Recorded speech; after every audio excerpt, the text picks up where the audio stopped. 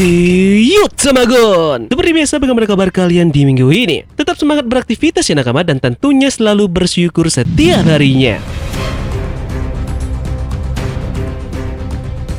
Mengejutkan, 1 dari 4 road poneglyph akhirnya berhasil untuk dilacak keberadaannya. Informasi ini langsung dikonfirmasi melalui Booklet Road to Lautale volume 1 yang isinya baru saja dibocorkan. Bukan cuma itu, masih ada banyak informasi penting dan menarik yang ada pada booklet ini, termasuk dengan update info dari bajak laut Blackbeard beserta bagaimana pergerakan dari mereka. Nah, dalam video Tamagon kali ini, Tamagon akan menjabarkan poin demi poin yang ada pada booklet perdana volume 1 Road to Lautale ini. Jadi, sebelum itu seperti biasa ya, jangan lupa subscribe, like, dan komen untuk bentuk support kalian atas channel ini ke depannya. Jika sudah, terima kasih banyak dan bersiaplah nakama. Tarik jangkar dan mari kita berlayar.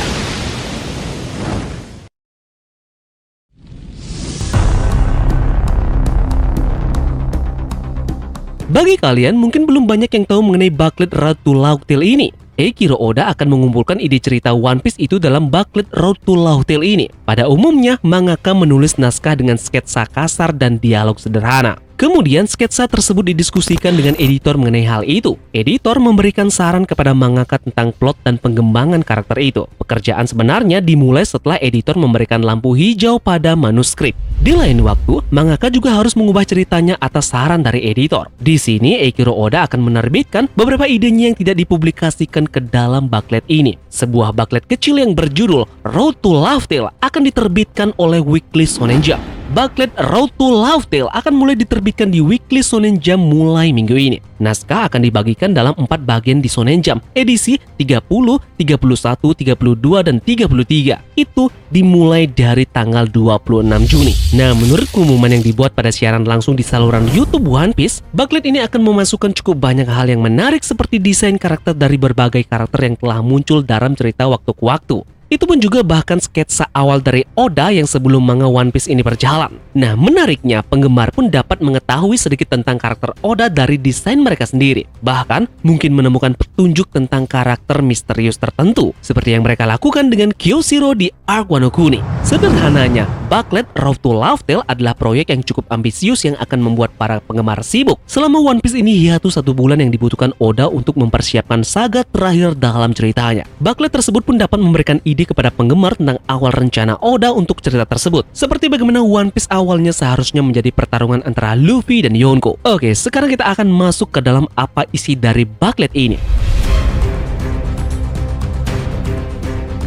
Halaman pertama menampilkan gambar jelas dari sosok bajak laut legenda Rox the Sebek yang terlihat siluet wajahnya. Terkonfirmasi bahwa Sebek adalah musuh pertama dan terkuat yang dilawan oleh Roger. Sudah jelas pada insiden yang bernama God Valley, Sebek harus dilawan oleh 2 orang legenda sekaligus, yaitu Roger dan juga Garp. Bisa dibayangkan kan bagaimana kekuatan dari Sebek hingga akhirnya Roger harus butuh bantuan dari Garp, tentu untuk melawannya. Namun di sini masih belum diketahui bagaimana kekuatan sebenarnya yang dimiliki oleh Sebek. Booklet ini juga menegaskan bahwa bajak laut Roger lebih berbahaya dan kuat dibanding dengan bajak laut Shirohige. Banyak dari para fans di luar sana yang membanding-bandingkan kekuatan dari 2 bajak laut ini. Yep, kali ini fix Oda sudah menjawabnya dengan Roger Pirate lebih mengerikan dari bajak laut Shirohige. Itu berarti bahwa orang-orang yang ada pada bajak laut Roger pasti punya kemampuan yang lebih dari Marco, Ace, dan yang lainnya. Sebenarnya sudah jelas kekuatan mereka waktu mereka terlihat bentrok baru-baru ini. Silver Rayleigh cuma butuh 1 jari untuk menghentikan kekuatan dari Marco the Phoenix. Informasi untuk bajak laut Rox sendiri. Dalam isi booklet ini tidak disebutkan bahwa kru bajak laut Rox dibentuk 44 tahun yang lalu. Jadi kita masih belum tahu pasti kapan bajak laut Rox ini terbentuk. Kita menuju informasi penting selanjutnya. Informasi ini tentang salah satu road poneglyph yang masih misterius keberadaannya. Kali ini dalam booklet ini menyebut bahwa lokasi dari satu road poneglyph yang masih tersisa berada di sebuah pulau yang belum pernah dikunjungi oleh para kru topi jerami. Di booklet ini pun merekomendasikan 3 tempat yang disinyalir adalah lokasi keberadaan dari satu poneglyph yang misterius itu. Tempat itu adalah Pulau Elbaf, Pulau Vera, dan terakhir adalah Pulau Hachinosu. Pulau Elbaf seperti yang kita ketahui semua adalah pulau yang dihuni para raksasa. Pulau ini memang belum pernah dikunjungi oleh para kru topi jerami. Banyak yang berpendapat bahwa setelah kru bajak laut topi jerami ini meninggalkan Pulau Wano Kuni, mereka akan berkunjung ke Pulau Elbaf. Nah, jika memang Rod Poneglyph ini ada di sana, disinyalir pangeran kerajaan Elbaf yaitu Pangeran Loki lah yang berpeluang besar menyimpan Rod Poneglyph ini di suatu tempat.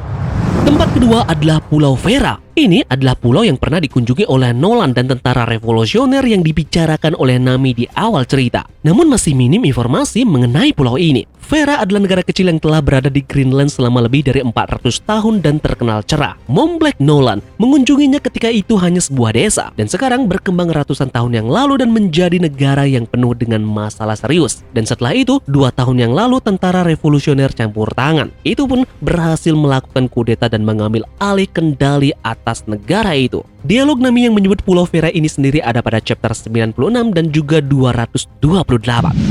Terakhir adalah Pulau Hachinosu. Hachinosu dikenal sebagai pulaunya bajak laut. Pulau itu sekarang ditempati oleh bajak laut Kurohige. Nah, mungkinkah Kurohige dan kawan-kawannya sudah mengantongi satu Rod Poneglyph yang berada di pulau itu? Atau malah mereka belum tahu bahwa ada satu Rod Poneglyph di tempat itu? Pulau ini banyak punya koneksi dengan bajak laut. Salah satunya adalah bajak laut Rocks yang pernah menduduki pulau ini sebagai wilayah teritorialnya. Atau mungkin juga bajak laut lain yang menyembunyikan Rod Poneglyph ini di suatu tempat di sana. Informasi penting lainnya dari Bucklet Road to Laughtale ini adalah tentang Kozuki Oden. Yep, ternyata desain Oda di awal untuk Kozuki Oden, dia memiliki seorang kucing bernama Mamoshi. Ada juga ide-ide Oda Sensei sebelumnya tentang Akazayanen. Seperti awal versi dari Akazayanen adalah seperti gambar berikut ini. Nama mereka dulunya adalah The Seven Bastard of Luano. Ada juga nama lainnya yaitu The Four. Julukan Hitetsu sebelumnya adalah Hitetsu the Wind. Izo dan Kikunojo digambarkan sebagai saudara terbaik di negara Wano. Ada juga sketsa lain dari kru bajak laut topi jerami, Momonosuke yang berusia 28 tahun, dan juga para samurai Wano seperti 3 daimyo terdahulu dan Shimotsugi Kozaburo. Bucklet Road to Laughtale volume kedua tak kalah menariknya dengan volume yang pertama. Volume kedua ini akan berisi tentang informasi penting dari Akagami no Sense bersama dengan Kurohige. Yep, jadi kita tunggu saja ya kejutan apa yang akan kita dapatkan dari kedua orang ini nantinya. Versi Bucklet kedua ini akan banyak berbicara tentang Yonko juga. Itu akan ada dalam 16 halaman dan akan bocor pada hari Rabu di tanggal 29 Juni 2022. Yep, sekian informasi tambahan mengenai Road to Laughtale volume 1 yang sudah dibocorkan pada hari ini. Nah, jika ada update selanjutnya akan Tamagotchi buatkan videonya lagi ya. Jadi pastikan kalian bunyikan lonceng notifikasinya, oke? Terima kasih dari kalian yang sudah menonton video ini ya. Dan semoga video ini membuat kalian terhibur. Sekian dari Tamagotchi dan turunkan jangkar. Mari kita berlabuh.